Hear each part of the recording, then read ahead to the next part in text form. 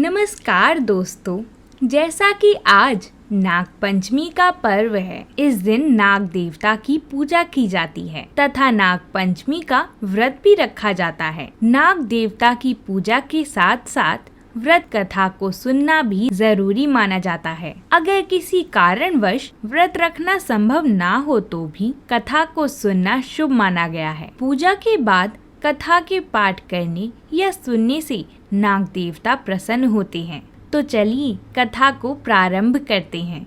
एक नगर में एक सेठ जी रहते थे। उनके 7 बेटे थे और 7 बहुएं भी थीं। इन 7 बहुओं में 6 बहुओं के तो पीहर थे, लेकिन 7वीं बहू के पीहर नहीं था। जब वह गर्भवती हुई तो उसे घेवर खाने की इच्छा हो रही थी। उसके पीहर नहीं था तो उसने एक घेवर चुराकर जब वह पानी भरने गई तो ले गई। वहां जाकर पेड़ के नीचे घेवर रख दिया और सोचा कि पानी भरकर आराम से घेवर खा लूंगी। जब वह पानी भरकर घेवर लेने गई तो वहां घेवर नहीं मिला। उस पेड़ के पास एक नागिन रहती थी। वह नागिन भी उस समय गर्भवती थी। घेवर को देखकर नागिन की इच्छा उसे खाने की होने लगी और उसने घेवर खा लिया। उस नागिन ने सोचा कि यदि साहूकार की बहू मुझे गाली देगी तो मैं उसे डस लूंगी और यदि कुछ नहीं कहेगी तो इस बिना पीहर की को पीहर दिखा दूंगी। तो वो बोली, शायद कोई मेरी जैसी ही होगी जिसने यह घेवर खा लिया। ऐसा सुनकर नागिन बहुत खुश हुई और उसने अपने बेटे से कहा कि तुम इंसान का रूप बनाकर जाओ और साहूकार के बेटे की बहू को लेकर आओ। नागिन के बच्चे इंसान का रूप बनाकर साहूकार के घर चले गए। वहां जाकर उन्होंने कहा कि हम हमारी बहन को लेने आए हैं। तब सास ने कहा कि पहले तो कभी नहीं आए, इतने दिन कहाँ थे? तब उन्होंने कहा, जब हमारी बहन का जन्म हुआ था तब हम नानी के घर चले गए थे और शादी हुई तो हम परदेश कमाने के लिए गए हुए थे। उन लड़कों ने बहुत सारे कपड़े, गहने और मिठाइयाँ बहन की सास और जेठानियों के लिए ले गए थे। सास अत्यंत प्रसन्न हुई और जेठानियाँ उसे देखकर जल कुढ़ रही थी। सास ने बहू को उनके साथ भेज दिया। पेड़ के पास जाकर उन्होंने कहा, बहन, हम नाग हैं। उस दिन जब तुमने पेड़ के नीचे घेवर रखा था तब तुम्हारा घेवर हमारी माता ने खा लिया था। उन्होंने तुम्हें अपनी बेटी माना है।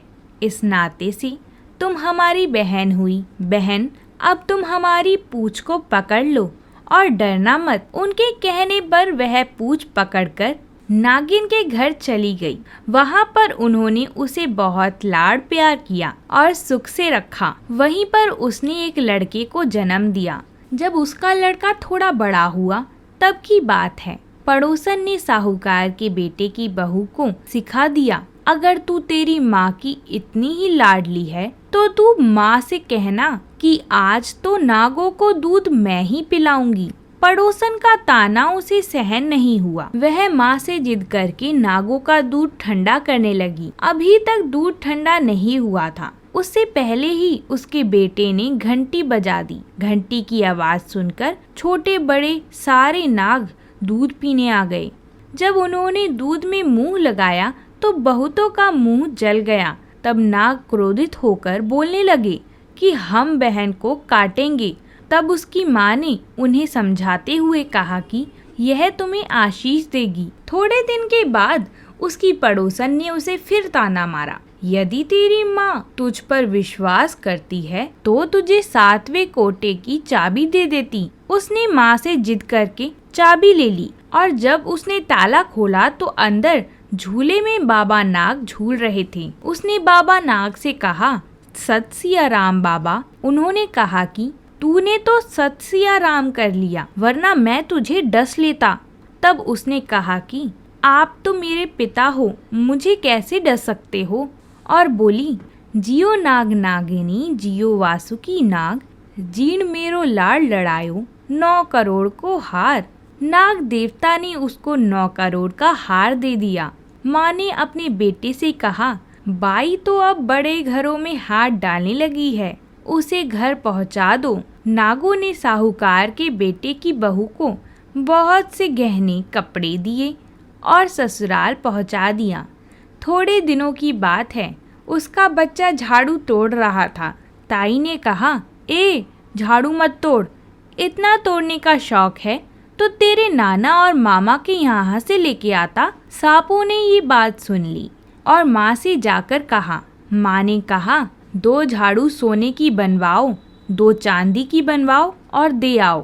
ताइयाँ देखकर जल गईं, कहने लगीं, इसके तो ताने मारने पर भी धन बढ़ता है। कुछ दिनों के बाद की बात है, बच्चा गेहूं बिखेर रहा था। ताई ने ताना मारा, गेहूं बिखेरने का शौक है तो नाना मामा से ले आता, हमारे यहाँ तो मत बिखेर। सापों ने सुन लिया और जाकर माँ से कहा। माँ ने कहा, 2 बोरी दाने सोने के घड़ाओ, 2 बोरी दाने चांदी के घड़ाओ और दे आओ। ताइयाँ और जल गईं और कहने लगी, इसे ताने मत मारो वरना इसका तो धन बढ़ता रहेगा। छोटी जेठानी लकड़ी लेने गई, वहाँ सांप था। उसने सोचा सबसे छोटी बहू को भेजना चाहिए, सांप उसे खा जाएगा तो मुसीबत मिट जाएगी। छोटी बहू लकड़ी लेने गई तो वहाँ सांप बैठा था, तो वो बोली, भैया राम राम। सांप ने झट से बिछुए दे दी, वह पहनकर छम छम करती चली आई।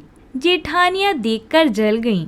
2-4 दिन बाद पान की गडरियों में एक सांप देखा तो बड़ी जेठानी ने सबसे छोटी बहू को पान लेने भेज दिया। उसने सोचा आज अवश्य ही सांप काट लेगा। सांप को देखकर छोटी बहू फिर बोली, भैया घर के क्या हाल चाल हैं? घर में सब ठीक तो हैं? सबको मेरा राम राम कहना। तब सांप ने मुंदड़ी पहना दी। जेठानियाँ फिर जल कुड़ गईं। एक दिन उसका पति जब दुकान से आया तो जेठानियों ने उसको सिखा पढ़ा दिया कि तेरी बहू के तो सांप बिच्छुओं से दोस्ती है। साहूकार का बेटा अपनी बहू से रात को कहने लगा, सच सच बताओ, सांप बिच्छू तेरे क्या लगते हैं जो तुझे काट खाने के बजाय गहने देते हैं? बहू ने कहा, वो तो मेरे भाई भतीजे लगते हैं। फिर उसने सारी बात अपने पति को बताई। पति ने कहा, तो क्या तेरे भाई भतीजे तुम्हें ही बुलाते हैं, कभी अपने जमाई को यानी हमें तो बुलाते नहीं? कोने में छुपे सांपों ने